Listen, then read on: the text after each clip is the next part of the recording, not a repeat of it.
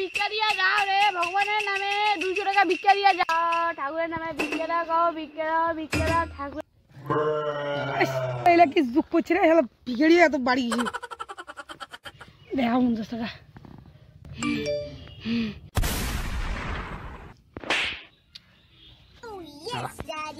ওই দাদা, তুমি মাসে কয় টাকা কামাই করো?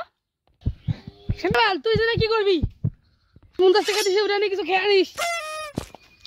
তুমি আমাকে 50 টাকা দিছো, এই না আমি তোমাকে 200 টাকা দিলাম, তুমি ভিক্ষা কেন?